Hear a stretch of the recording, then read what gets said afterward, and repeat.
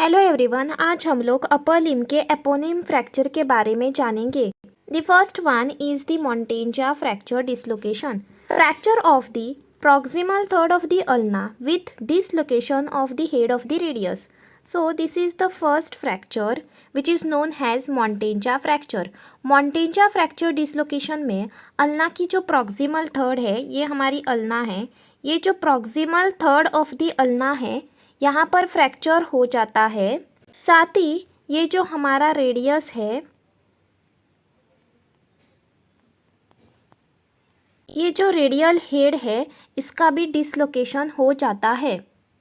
यानी अल्ना के जो ऊपर का पार्ट है उसका फ्रैक्चर होता है और रेडियस का जो टॉप वाली जॉइंट होती है वो डिसलोकेट हो जाती है यानी अपनी जगह से हट जाती है। So this is a ulna and this is the radius. So ये अपर थर्ड का जो अल्ना का पार्ट होता है उसका फ्रैक्चर हो जाता है and the head of the radius which is present उसका डिसलोकेशन हो जाता है in Monteggia fracture. The second fracture is Galeazzi fracture dislocation, fracture of the distal third of the radius with dislocation of the distal radio ulnar joint.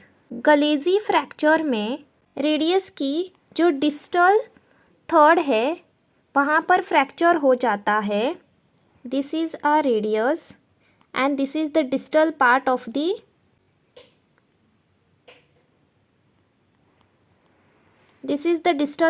the radius which get fractured।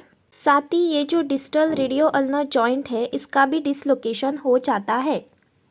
So it is the distal part of the radius get fracture and also there is a radio ulnar joint which is present, it get dislocated, which is called as DRUJ, that is distal radio ulnar joint dislocation in case of the Galeazzi fracture। Monteggia fracture में fracture proximal ulna में होता है and Galeazzi में it is the distal radius fracture। Next fracture is nightstick fracture.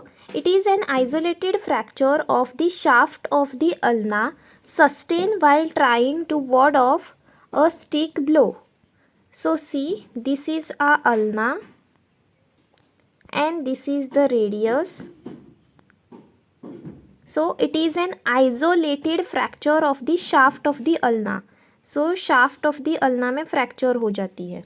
ये fracture तब होता है जब कोई किसी छड़ी या डंडे से बचने की कोशिश करता है, तब इस ulna fracture that is isolated fracture of the ulna हो सकता है।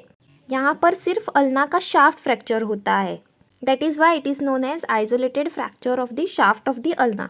Next fracture is the Colles fracture, a fracture occurring in the adult at the corticocancellous junction of the distal end of the radius with dorsal tilt and the other displacement. So this is a Coles fracture.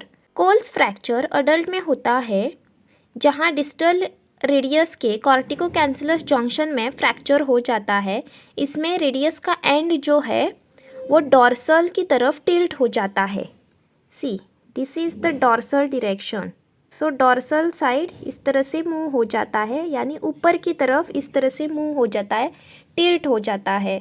ये fracture तब होता है जब लोग हाथ के बल गिरते हैं और व्रिस्ट एक्सटेंशन में होता है, यानी इस पोजीशन में जब ये इस तरह के पोजीशन में होता है तब ये फ्रैक्चर हो सकता है।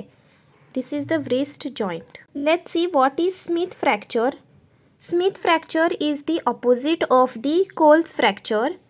So a fracture occurring in the adult at corticocancellous junction and the distal end of the radius with ventral tilt and the other displacement.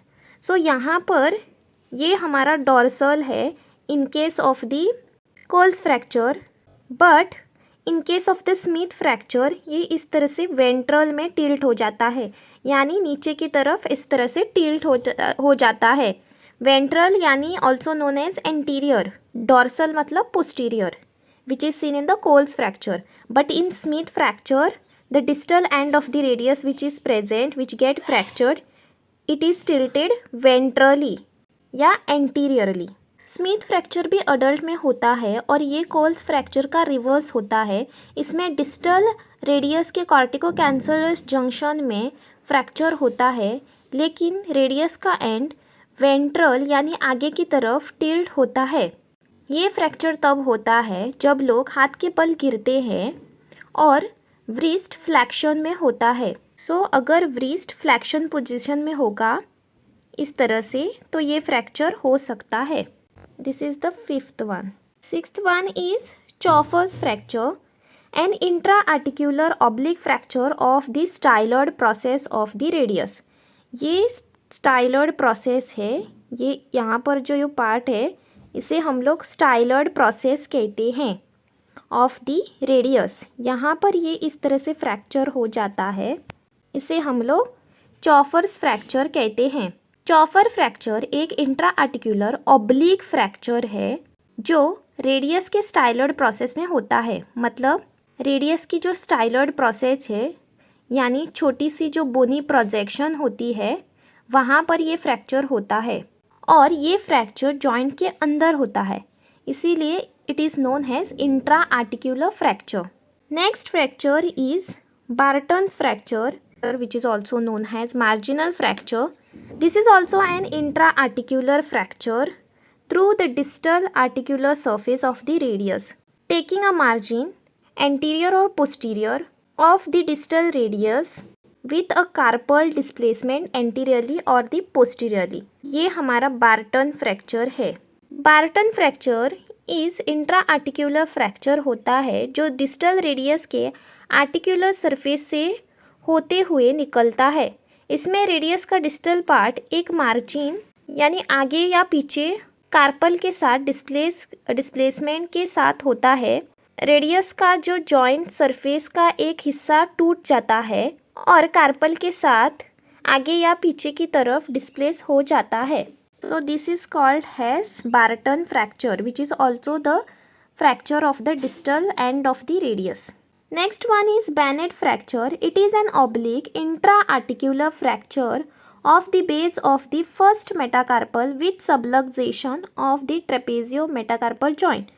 ये हमारा फर्स्ट मेटाकार्पल है, ये सेकेंड है, ये फर्स्ट मेटाकार्पल है, सेकेंड मेटाकार्पल है, third, fourth and fifth. Bennett fracture dislocation एक oblique intra articular fracture होता है जो फर्स्ट मेटाकार्पल में होता है। इस तरह से ये इस तरह से यहाँ पर बेस में होता है of the first metacarpal.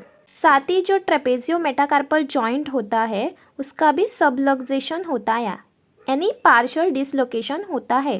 Thumb का जो बेस होता है वो टूट जाता है और अपनी जगह से थोड़ा हिल जाता है। ये थंब का बेस है, यहाँ पर ये फ्रैक्चर हुआ है in case of the Bennett fracture. Rolando fracture, fracture of the base of the first metacarpal and it is extra articular. Bennett fracture intra articular होता है यानी जॉइंट के अंदर, and Rolando fracture extra articular होता है। तो it is also the fracture of the base at the first metacarpal. ये हमारा फर्स्ट मेटाकार्पल है, सेकेंड, थर्ड, फोर्थ, फिफ्थ। सो ये फ्रैक्चर भी फर्स्ट मेटाकार्पल में होता है। इस तरह से ये वाई या टी शेप का हो सकता है। थंब का जो बेस होता है वो टूट जाता है, लेकिन ये फ्रैक्चर जॉइंट के अंदर नहीं होता है। That is why it is known as extra articular and this fracture can be of Y shape या टी शेप। बॉक्सर फ्रैक्चर एक वेंट्रली डिस्प्लेस फ्रैक्चर होता है जो फिफ्थ मेटाकार्पल यानी छोटी उंगली का जो पहला बोन होता है उसमें होता है। फिफ्थ मेटाकार्पल के नेक में होता है। ये फ्रैक्चर अक्सर बॉक्सर या पंच मारने वाले लोगों में देखा गया है। This occurs in the fifth metacarpal. ये हमारा फर्स्ट मेटाकार्पल है, second, third, fourth and this is the fifth one.